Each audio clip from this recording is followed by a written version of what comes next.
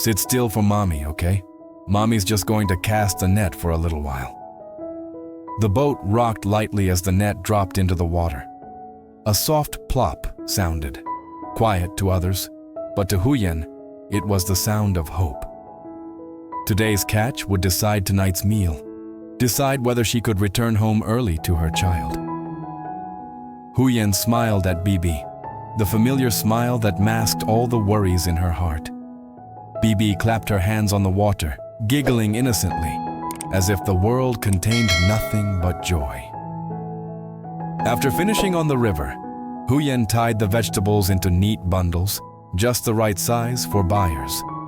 She mentally calculated every small coin. Today I have to sell quickly, she murmured, so I can get home early to my child. She wasn't sure whether she was speaking to Bibi or to herself. Before leaving, Huyen told her daughter to stay home and watch the house.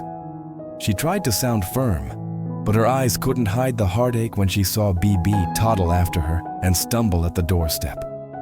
Huyen turned away quickly. She was afraid that if she looked back even one more second, she wouldn't have the courage to keep going. On the other side of the village, Jay had ventured deeper into the forest. His breathing grew heavier with every step. He gripped the medicinal roots tightly, as though clinging to a fragile thread of hope in this anxious season of illness. The morning forest was strangely quiet.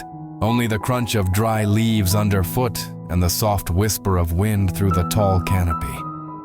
Ja bent down, carefully pulling up each plant. Sweat ran down his forehead despite the cold.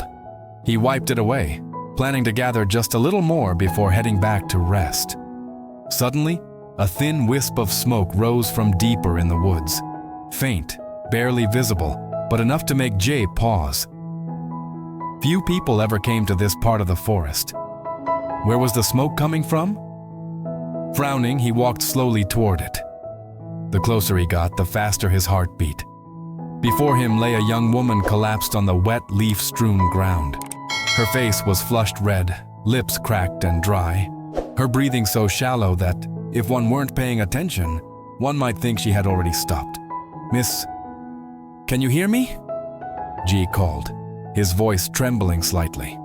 The woman opened her eyes faintly. Her gaze was clouded, her lips moved weakly. "Help, please help me." G placed his hand on her forehead. Burning hot, a dangerously high fever. He didn't need to think twice. If she stayed here any longer, the consequences would be unthinkable. Without hesitation, he bent down and carefully lifted her onto his back. Her body was so light it pained him. Light as if life had already been drained from her. Every step Ja took felt unbearably heavy. His breathing came in gasps, his heart pounded, but he didn't stop. "My house isn't far. Hold on," he murmured, speaking both to her and to encourage himself. Sunlight began to slip through the thinning leaves as the forest opened up. Jay could feel the faint, weak heartbeat of the woman against his back. A mixture of fear and compassion surged within him.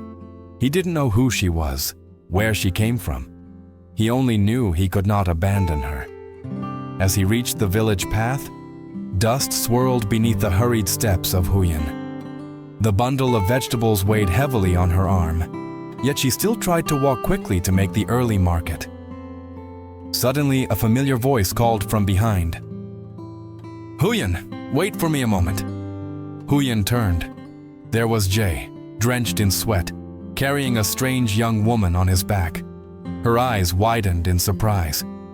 Jay spoke quickly, recounting the encounter in the forest, the dangerous fever, and his intention to bring her home. Huyen only had time to nod, but at that moment, another woman approached. Her voice was sharp, her eyes full of suspicion. It was Jay's ex-wife. "Was it you who stopped the land sale between me and Jay?" she asked bluntly. Huyen paused for a second, then replied calmly, "I didn't interfere in his land matters. If you need money, speak directly to Jay." The woman sneered. "Poor and yet so high-minded. Don't even dream of my land." Huyen remained silent.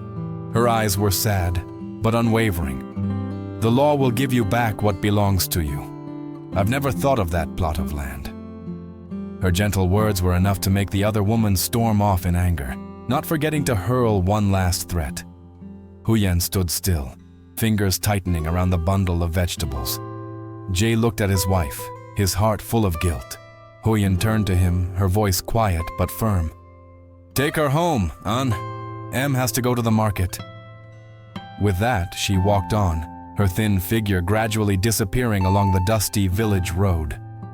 Jia stood there for a few seconds, then tightened his grip and continued carrying the stranger home, to a place he hoped would be warmed by human kindness. The small house by the river greeted Jay and the unknown woman with soft, pale afternoon light, gentle yet melancholic. Jay laid her down on the bed very gently, as if the slightest rough movement might cause her to vanish. He pulled the blanket up, then dipped a clean cloth in cool water and softly wiped her forehead. The heat still radiated through his fingertips, filling him with worry. She lay delirious, lips dry, breath shallow and faint. Jia changed the cloth again and again, his heart restless. At that moment, the door opened. Huyen had returned earlier than usual. Seeing the stranger on the bed, she froze. "An, who is this?" Her voice was low, surprised and cautious. Jia recounted everything, from the thin smoke to the dangerous fever. When he finished, Huyen stepped closer and looked carefully at the pale face. Suddenly she stiffened. "Hana, isn't it?" "Ba Tui's daughter-in-law." Huyen sat on the edge of the bed, gently smoothing the girl's tangled hair. As if sensing the warmth, Hana stirred slightly and opened her eyes. Her gaze was panicked and blurred, like someone just awakened from a nightmare. "Where is this?" she asked weakly. Huyen smiled, her voice soothing. "Don't worry, this is my house. You have a very high fever. Just rest." Those simple words were enough. Hana burst into tears. Not loudly, just silent tears streaming from the corners of her eyes. Huyen asked nothing more. She stood up and went straight to the kitchen. Moments later, the fragrance of hot scallion porridge filled the small house, chasing away the gloomy chill of the season. Huyen brought the bowl out, helped Hana sit up, and blew on each spoonful to cool it. "Eat a little, Em. Scallion porridge will make you sweat and bring the fever down." Hana ate very slowly, her hands trembling. Tears fell into the porridge, mingling with the thin steam. Huyen quietly wiped them away, asking no questions, pressing for nothing. Jia stood at the door, watching the scene and feeling something indescribable rise within him. All these years living with Huyen, he had never seen her distinguish between kin and stranger. For her, anyone in need deserved kindness. Afternoon faded. Pale golden light slanted through the window, covering the room in a warm, subdued hue. Hana was more alert now, her breathing steadier, though her eyes remained red.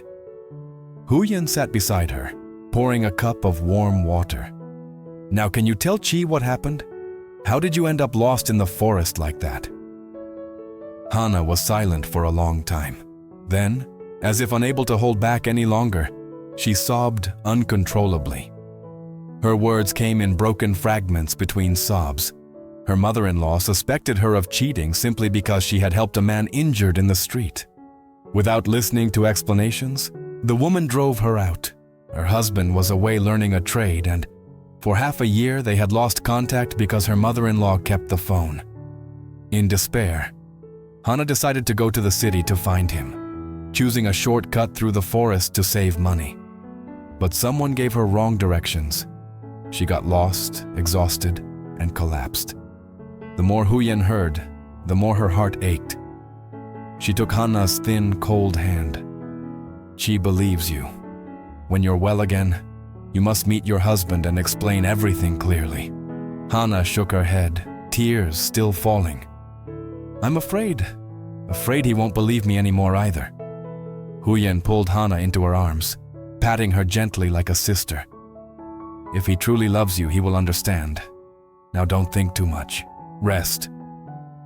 Jia stepped in and placed the bundle of medicinal herbs on the table.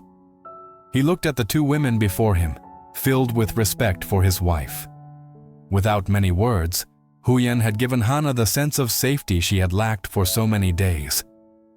Night fell. Jie went to Ba Tui's house to fetch Hana's belongings and, on the way, picked up Maya. When he returned, the house was lit. Huyen was boiling water for herbal steam, the scent of medicinal herbs spreading, warm and comforting. Hana sat up, her face slightly rosier.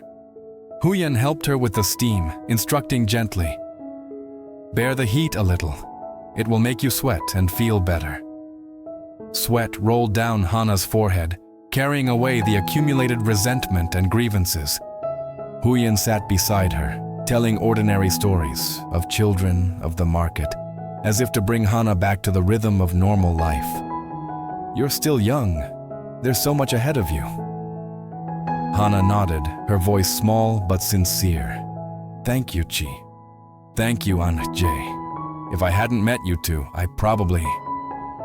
She couldn't finish. Jie stood outside the door and felt warmth rise in his chest at her words. Maya ran into the house, staring wide-eyed at Hana. "Auntie, who are you?"